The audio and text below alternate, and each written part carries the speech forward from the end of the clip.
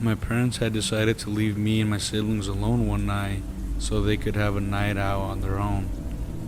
I was assigned the daunting task of looking after my two younger brothers. I really didn't mind since my parents had left us pizza money and allowed us to rent a movie through pay-per-view when that was still a thing. After dinner, we all sat together on the couch watching a movie when I started to hear what I assumed to be something grazing the side of our home close to the window in our living room.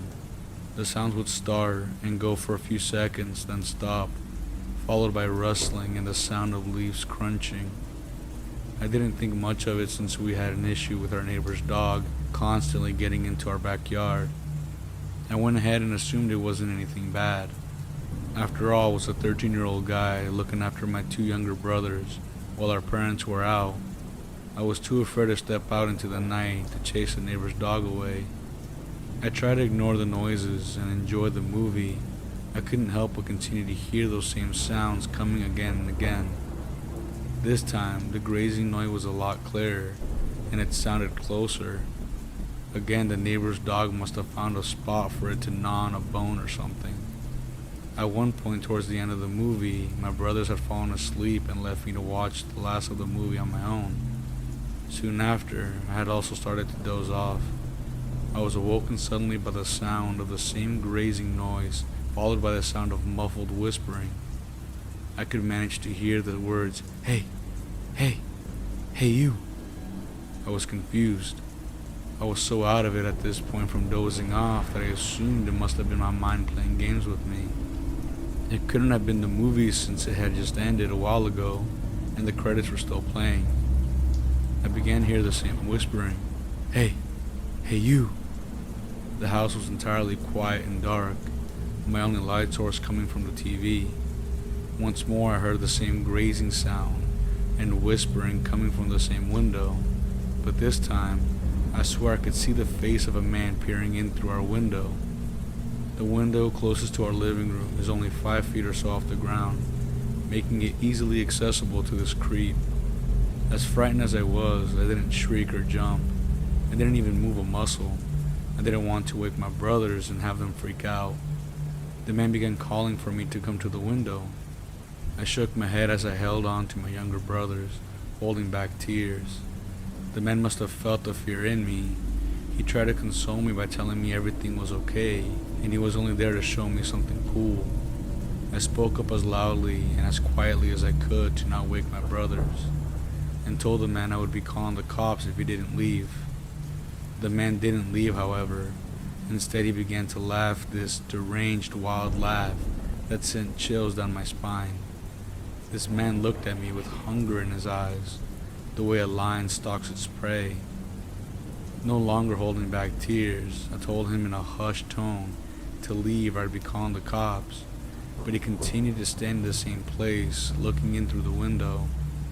I was grateful my brothers were asleep throughout this entire ordeal, but just then, the man tried opening the window, and I jumped off the couch and ran towards the window to lock it. Luckily, the window was locked, but unfortunately for me, I had awoken my brothers. As they rubbed the sleep from their eyes, I ordered them to go to their rooms and lock their doors. My brothers tried to look past me to the window, but I didn't let them. The inner protective and nurturing side of me had began to show itself. I ordered my brothers again to run up to their rooms.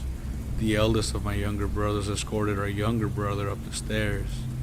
Meanwhile, the man kept trying to pry open the window.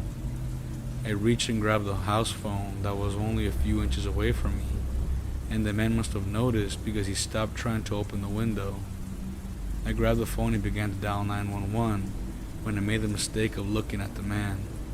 He stood by the window, motionless. He wasn't homeless or dirty. He wore clean clothes and was clean shaven, but I couldn't help but notice his smile. It was deranged and psychotic. His eyes looked deep and empty.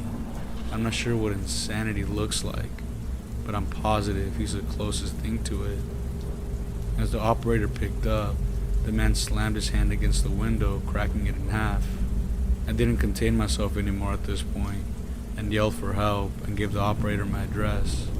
The man had fully broken our window, and began to enter our home, but luckily, I heard the familiar voice of our neighbor Brian. He yelled at the man to step away from the window. The man turned to me one last time, before booking it past Brian and into the forested area behind our home. Brian didn't chase after the man. Instead, he stayed with me and we both went to check on my brothers. Fortunately, we were all safe and nothing happened to us. Shortly after the police arrived, my parents showed up too and comforted us. Several officers searched the perimeter of the forested area the crazed man could have been hiding in. The crazed man was never found, and we never saw him again. Brian, if you're listening, thank you. As a parent, you do whatever you can to keep your kids as safe as possible. This story will be told in my perspective, and it involves my daughter. I had been working long hours and I didn't get home until late most nights. After my wife and I divorced, we had split custody of our daughter. I'd have her stay with me from Friday through Monday. This one Friday in particular, I had to work late again, and I called my daughter to let her know. She assured me she would be fine by herself and would have a friend over to keep her company. With the peace of mind knowing my daughter would be home with her friend, I felt comfortable staying a bit later than I should have. I decided to order my daughter some food and surprise both her and her friend. After the food was delivered, I texted my daughter to make sure she got the food. My daughter is usually very good about texting me back right away, so I was surprised when I still hadn't heard back from her within 10 minutes. I assumed she forgot to text me back, since she was preoccupied with her friend. About an hour or so had passed, and I was distracted before I finally realized that I hadn't heard back from my daughter. Still not entirely concerned, I sent my daughter another text. After not hearing back from her for 15 minutes, I decided to give her a call. Her phone went straight to voicemail. This did begin to concern me, however. She always made sure to answer my calls, and it was strange she had sent me right to voicemail. I tried calling her several more times, and still, the calls would go straight to voicemail. I packed up all of my belongings and decided to head home early. On my way home, I tried calling my daughter again, and this time she answered. Before I could even let her speak, I began to lecture her on the importance of answering my calls. However, she didn't respond at all, and the phone was entirely quiet. Perhaps she answered on accident, but as I went to hang up the phone, I could hear this low, quiet breathing coming from the other side. I must have said hello at least 3 times before the call ended. I tried calling my daughter again, but like before, the phone went straight to voicemail. I knew something was wrong and drove as fast as I could home. I pulled up to the front of the house, and I swear I jumped out of the car before I could fully put it in park. To my surprise, the food I had ordered my daughter and her friend was still sitting on the mat by the front door. I ran to the front door and nearly broke it down when I entered my home. The house was entirely silent. It was eerie and frightening. Instead of coming home to the sound of my daughter's laugh and music blaring, I came home to utter silence. Every light was off, making it difficult to navigate through the living room. I began calling for my daughter, and as a father, there's nothing more frightening than not knowing if your kids are safe or not. I began searching the entire home. I made it up to the 2nd floor and began looking through each of the rooms. I didn't find anything until I got to my room. I entered the room and it was disturbingly quiet, except I could make out the same noise I had heard over the phone earlier that night. I could hear the same quiet breathing, except it was coming from my bathroom. I picked up a screwdriver I had left on the dresser while fixing something earlier that day. I approached the bathroom door ever so quietly, holding back tears, anticipating the worst.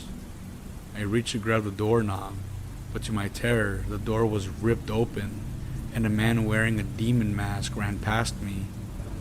I was so scared by what I had just witnessed that I dropped the screwdriver and jumped back.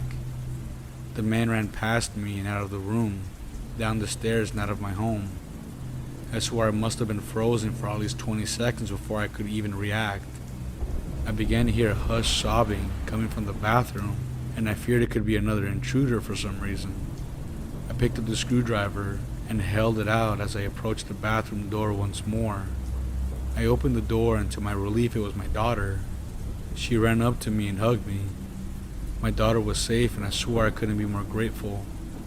After we talked to the police, I learned my daughter had in fact invited her friend over, and when she went to open the door, instead of seeing her friend, my daughter was met with the same man standing in the doorway.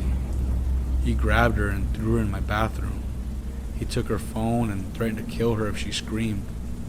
She didn't tell me anything else after that, and as a father, it killed me. I'm not sure why her friend didn't make it over that night. I have the worst feeling that her friend might have something to do with this.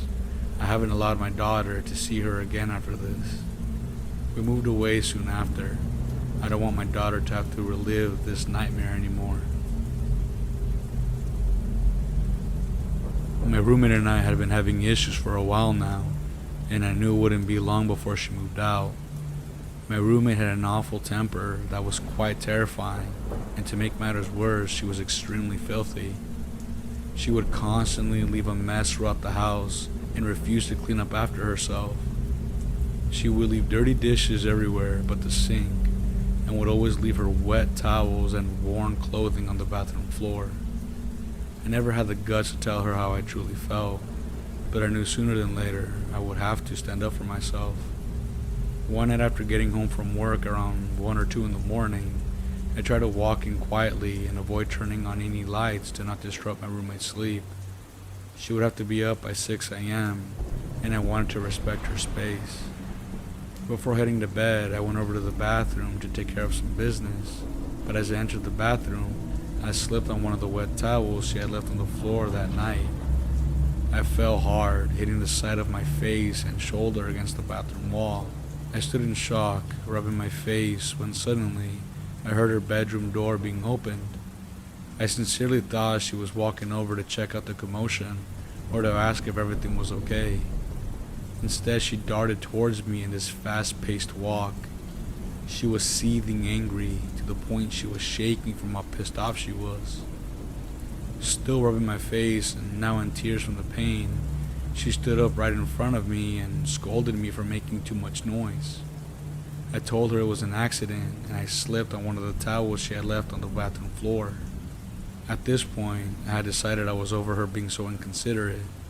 I called her out on all her BS and threatened to kick her out if she wasn't willing to clean up after herself.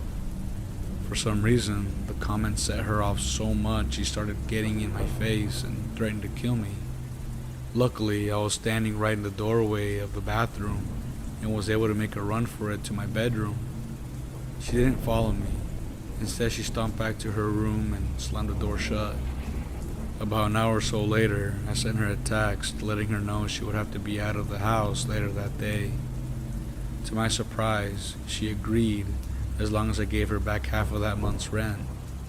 I kept thinking I got off easier than I imagined.